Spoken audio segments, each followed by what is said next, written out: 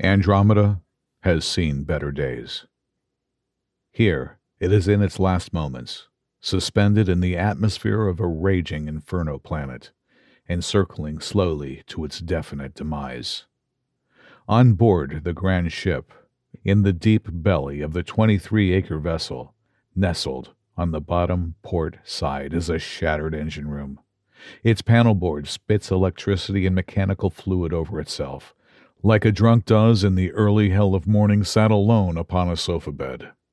The lights are dimming one by one, and steam bellows from cracks in the hardware, as the ship's systems, internal and external, shut down. Fast. The life force of the machine is fading. Starfarer takes a sharp breath. Fear envelops him. His lungs are tight. If he could feel the pain, it would knock him out. But his suit is able to bypass the nervous system and allow him this much-needed luxury in death.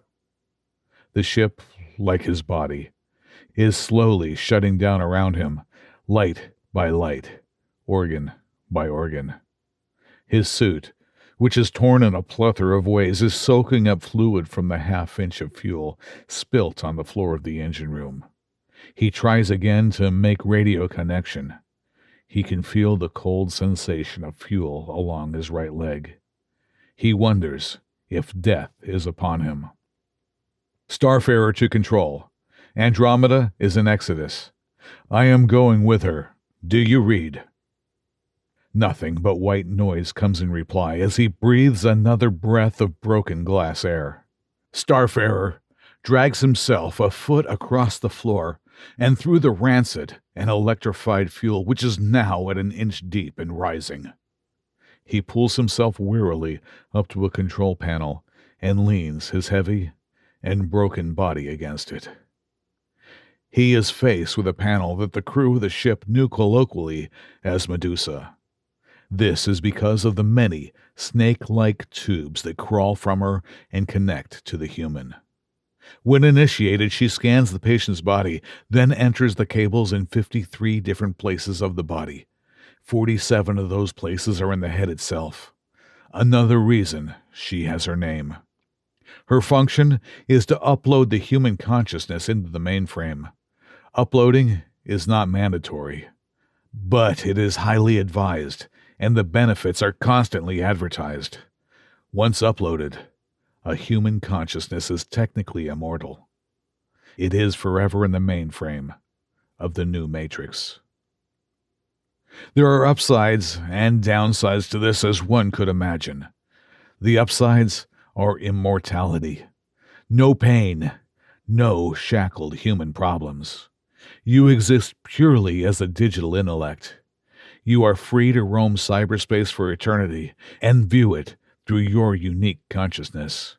You are even free to port into android bodies of all shapes and sizes.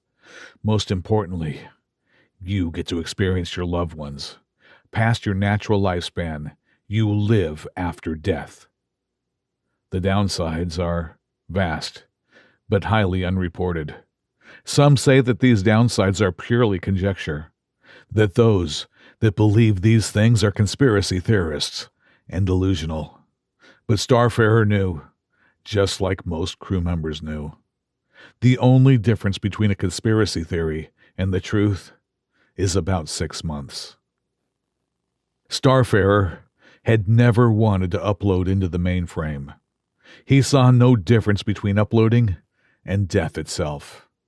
In the past, back at the bars at the space station and in talks about Medusa, he would keep quiet until drunk enough to talk. He would say, "There's no difference between Medusa and death. If you can't be in your body, you ain't really alive." This kind of rhetoric came pouring out of him after craft brews and whiskey went pouring in. Everyone had different names for it. The new Matrix, the geometric field of digital thought. Starfarer saw the new Matrix as a digital geometric prism for souls that were afraid to die. But in this moment, he was afraid to die. He knew that he had minutes to decide what his next move was.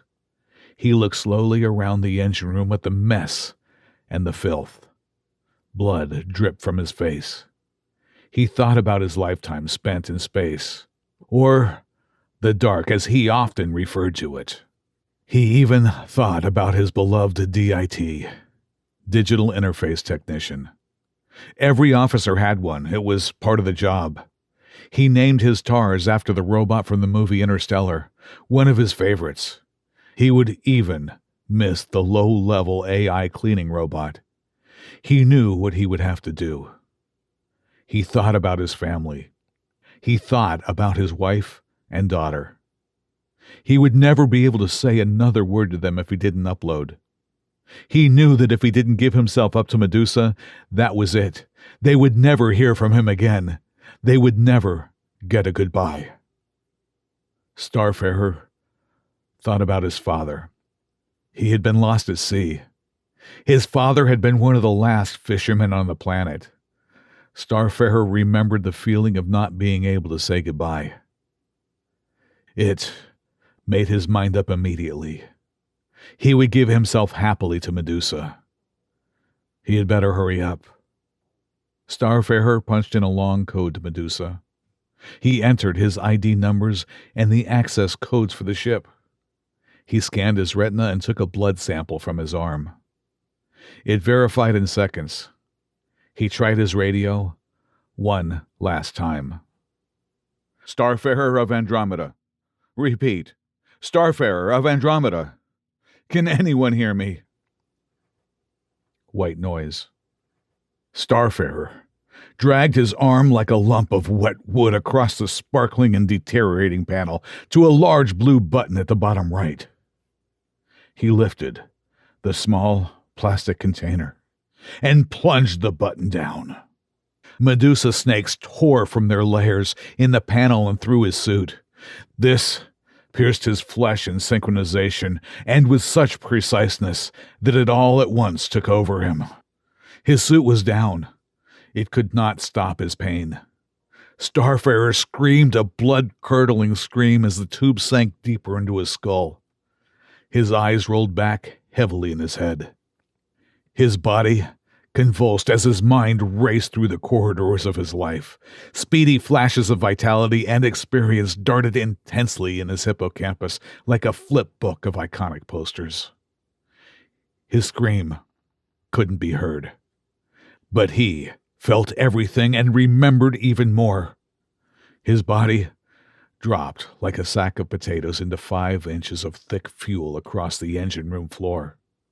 He was dead. His consciousness was uploaded. He was part of the main frame forever.